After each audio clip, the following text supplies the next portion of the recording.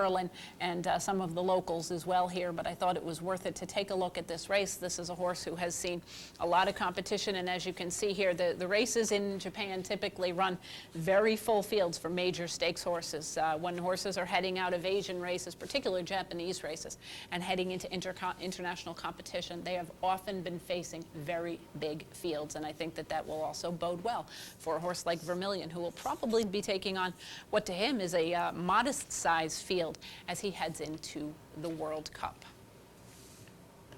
We will take a look now at a couple of races from Nat El Sheba. We'll take a look at a trio going back to the running of the Maktoum Challenge Round 1 on February 17th. This was the Dubai debut of Happy Boy. He ends up getting the victory here in romping style, but he has had a transfer. He's been sold in the interim.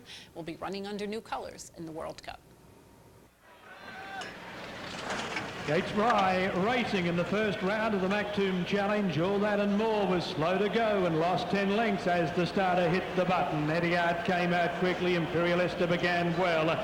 Frosty Secret fast away. Esquire, Jet Express, Golden Arrow just behind the pace.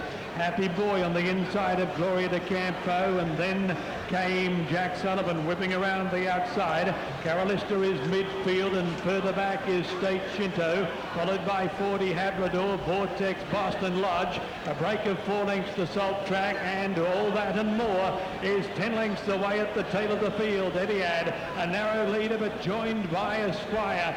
3/4 of a length away, Imperialista, Frosty Secret fourth. Happy Boy fifth on the inside of Golden Arrow, then Carolista, followed by Jack Sullivan, Vortex on the fence and needing luck.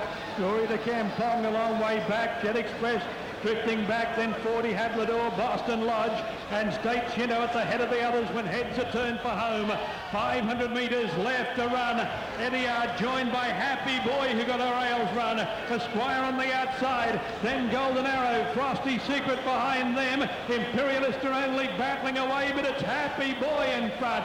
Happy Boy for Brazil is bolting. The jock keeps having a look. He said, "Where are you?" It's Happy Boy 5 lengths in front. Frosty Secret in second spot. Gloria de Campo's running on into third place, but it's Happy Boy. It's another Brazilian first round of the Maktoum Challenge by a space. Second, tight. Gloria de Campo and Frosty Secret in a photo. Then Etihad, followed by Salt Track, Golden Arrow, Imperialista, Jet Express. Then came Calrissian on the outside, 40 Hablador, Jack Sullivan, Vortex never entered. Happy Boy picks up a romping victory here with a rail skimming ride and nice effort over Gloria de Campeo, who we're going to take a look at again in round 3 of the Maktoum Challenge, and who is heading into the Dubai World Cup as well.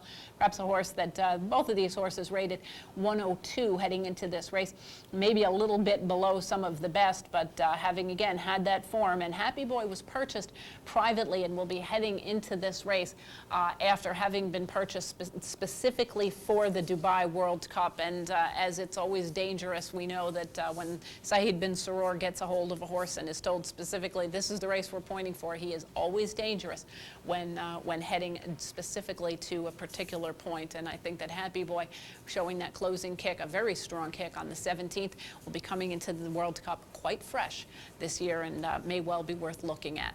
We're going to head right back to Dubai, a race that I could look at over and over again. We're going to take a look at the February 28th Jaguar Trophy. This, of course, the 4-year-old seasonal debut of Curlin. Racing Arkham from the inside, a little slow to go, and Curlin one of the first out of the machine. Imperialista going forward and Ingrapido with them. 2 lengths away Jet Express on the outside of familiar territory, and a break of 2.5 to Arkham, who drops out to the tail of the 6. Imperialista goes looking for the lead past the 1700 metres mark, crosses down onto the paint with a break of 1.5 lengths. Curlin second, keen in the early stages, 3/4 of a length to Ingrapido coming back off the pace. 3/4 of a length to familiar territory on the rail, followed by Jet Express and Arkham a further 1.5 lengths away with 1,300 metres left to travel. Curlin has come away from the inside rail. He sits a length off the leader, which is Imperialista, as they move down the side with short of 6 furlongs left to go. Imperialista by a length and a half over Curlin, kept away from the inside.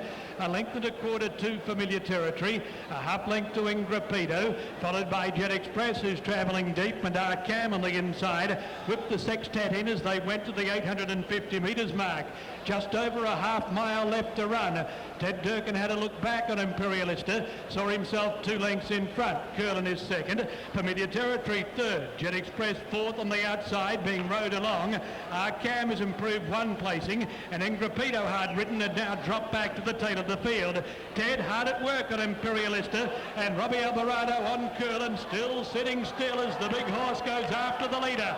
Whips out on Imperialista, and Curlin under a tight grip slides alongside. Familiar Territory goes through in the middle, then Jet Express.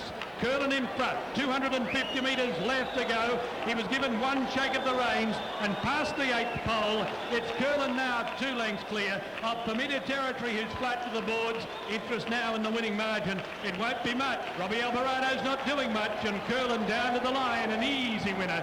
Curlin first, Familiar Territory second, and Jet Express third, followed by Arcam, Imperialista and Ingrapito.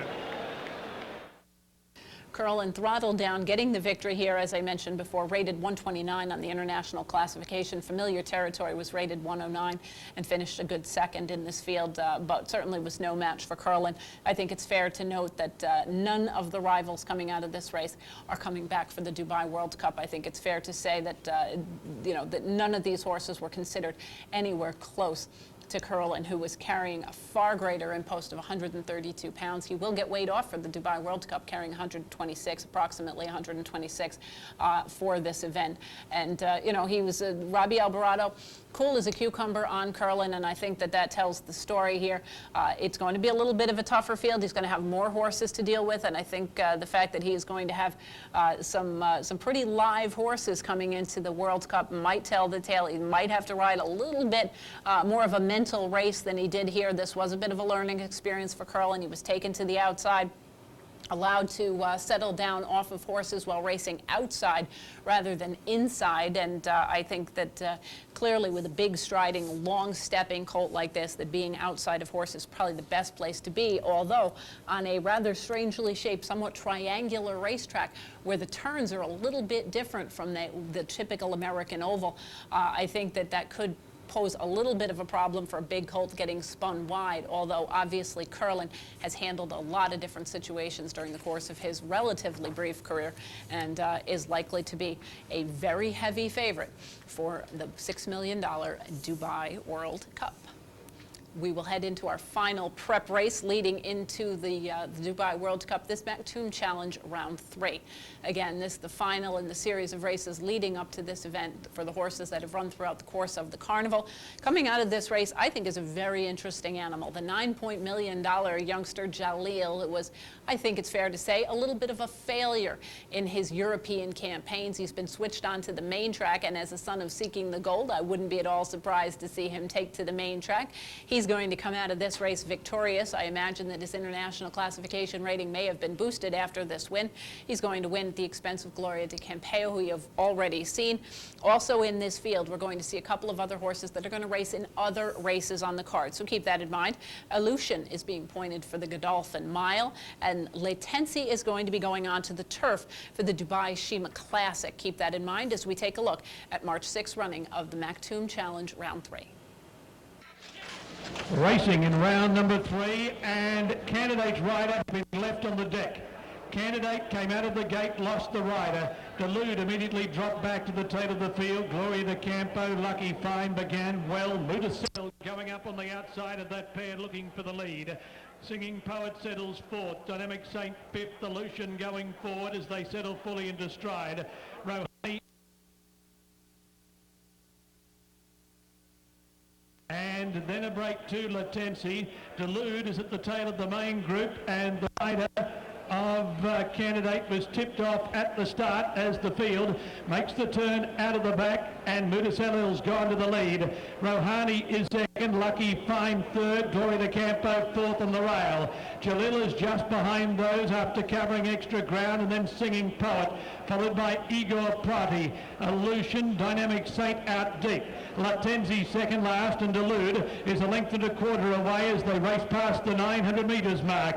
Mutaselil shows the way down the side of the course. He's a length and a half in front of Lucky Find. Jalil out deep now, goes to third. He's on the move early tonight, Jalil. Gloria de Campo's on the fence behind the pace. Singing Poet trying to come off the rail, then Igor Prati, followed by Dynamic Saint at the head of the others when heads were turned for home. Mutaselil led into the straight. Lucky Find moves up on the outside. Gloria de Campo behind them, and now Jalil slides up on the outside of Lucky Find, and here comes a battle. Jalil alongside Lucky Find, 300 metres left to go. Mutaselil is third, and they're clear of Gloria de Campo, Lucky Find and Jalil. Jalil on the outside takes the lead at the 200 metres mark. Jalil begins to draw away from Lucky Find. Gloria de Campo's battling on, but it's Jalil in front, and Jalil will be too good. Jalil has won the third round and won it well. Jalil first, Gloria de Campo second, Lucky Find third. Then a break to Mutaselil, Dynamic Saint, Igor Prati, Latenzi, followed by... Jalil gets the victory here. I thought this horse really looked good, and he had looked solid in all of his races leading up to this performance. And, you know, I look at his pedigree, and I think this is a horse that wants to run on the dirt. They spent a lot of money for him. They sent him to Saeed bin Suror. They sent him to the European base. And I think that when it comes right down to it, that this horse is probably better bred to be a dirt horse. I know he's sired by the same stallion that sired Dubai Millennium, which perhaps came into the thinking when they purchased this guy. But at the same time, I think that perhaps he is best meant for the turf. He clearly the dirt rather, he clearly handles it very well. And I think he may be a little bit of an upset performer, one worth keeping your eye on if you're looking for an upsetter in the running of the Dubai World Cup. I do think that he is an interesting later developing horse, and in a sense, I kind of hope he does very well, because I really would like to see have the opportunity to see him run here in the United States. If he performs well on the dirt, I'll hope that they'll decide to keep him on the dirt, and if that's the case, we may end up seeing him repatriated and back into the United States. That'll wrap up our preview of some of the major events leading horses up into the Dubai World Cup evenings program. We hope you've enjoyed the program, and we certainly wish you the best of luck handicapping this year's Dubai World Cup meeting.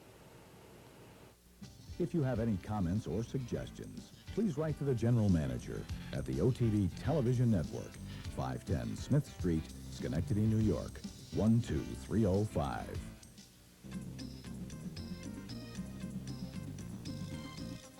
This is the OTB Network.